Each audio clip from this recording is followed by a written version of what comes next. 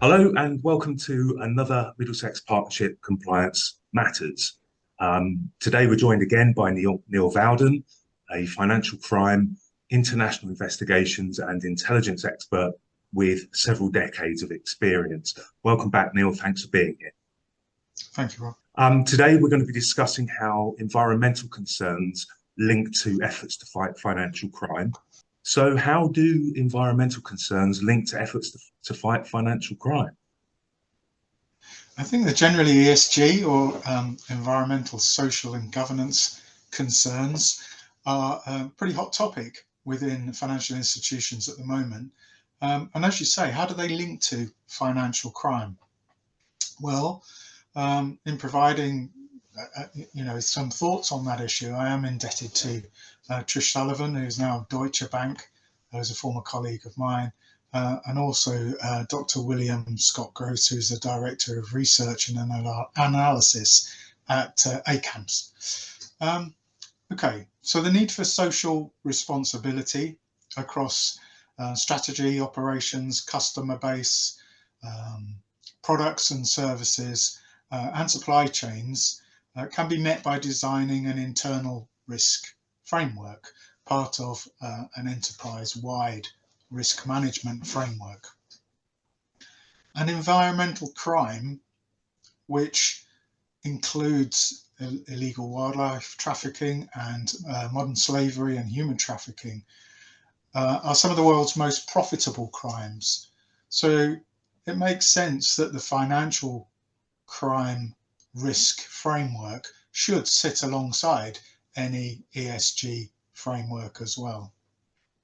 But how can they be effective? Well, the effectiveness of those frameworks can be measured with reference to the United Nations 17 Sustainable Development Goals.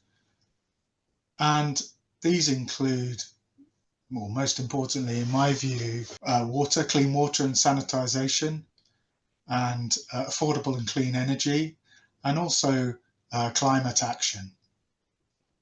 But also we have the Financial Action Task Force's 11 immediate outcomes. And these are set out in the FATF's methodology for assessing the technical compliance with their recommendations, which was updated in October 21. And the goals, the UN's goals, and the FATF's outcomes provide purpose for these frameworks. And that is the key word, really, the purpose. Okay, and what then is the difference between ESG analysis and financial crime intelligence analysis? ESG analysis will examine the ecosystem and the root causes of illegal activity. And then the financial institutions that have environmental policies will evaluate companies through the supply chain and place ESG related restrictions on the industry or the companies targeted. Whereas financial crime intelligence analysis will search for suspicious activity through due diligence and or transactional analysis, transaction reviews, mapping the flow of funds through the supply chain. And then we'll identify corrupt parties and intermediaries and then report the findings. All right, that's clear. But how are the two types of analysis complementary? Okay, so the two kinds of analysis are complementary in applying the risk frameworks, identifying sources of risk, and applying the decision-making processes and therefore mitigating and managing the risks. Both ESG and financial crime, they're internal risk frameworks that allow institutions to meet technical stakeholder requirements for determining monitoring, disclosure, ratings, and reporting standards. So the goals and outcomes provide the purpose if the frameworks have the ambition to perform, to truly perform and deliver effective external outcomes for the communities in which we operate. ESG frameworks should aim to deliver the external impact envisaged by the goals, the UN's goals, to be effective. Financial crime frameworks should support countries' delivery, individual countries' delivery of the immediate outcomes to be effective. So without purpose, the frameworks are unconvincing. But when institutions deliver the two frameworks effectively with a shared purpose for those frameworks, then the fight to stop the most profitable and harmful crimes can be more successful. Okay. Can you give us some examples of how predicate offences and anti-financial crime typologies can be mapped to the 17 SDGs? So the Sustainable Delivery Goals will, as I've mentioned before, state things like clean water and sanitization. But it is possible to map predicate offences for financial crimes to some of those goals. And some examples are a goal of no poverty can be mapped to violent crime and drug trafficking. Gender equality as a goal can be linked to modern slavery and human trafficking.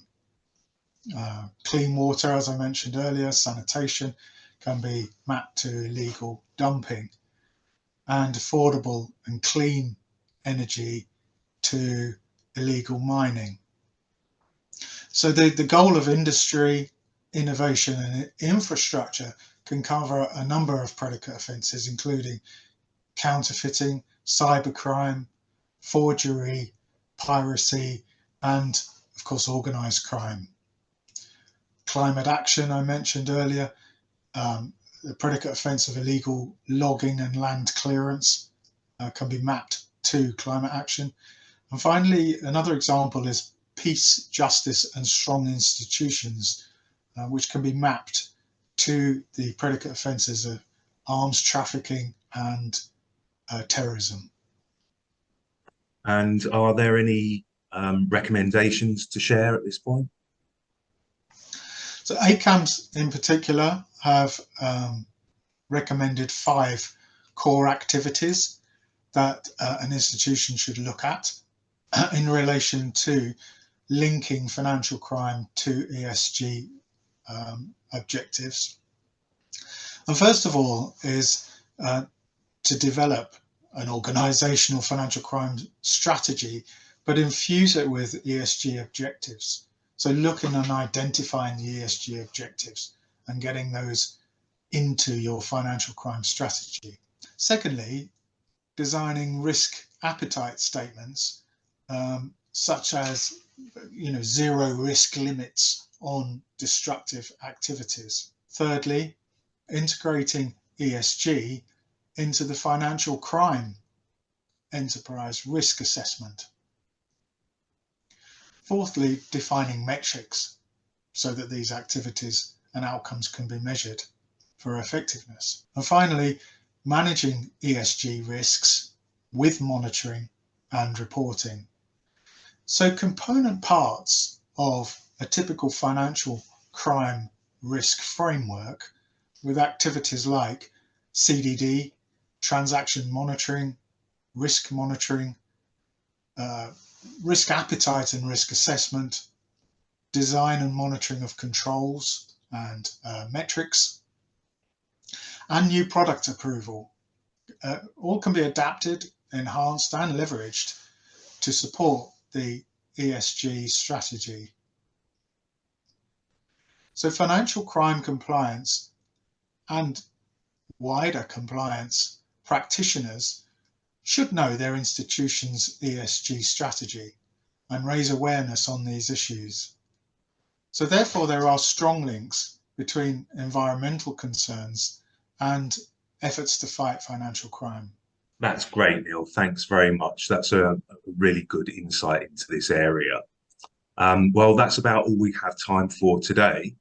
I'd like to thank you very much, Neil Vowden, and hope that you, the viewers, will come back to see the next edition of Compliance Matters with Middlesex Partnership. I'm Robert Johnson. I'll see you soon.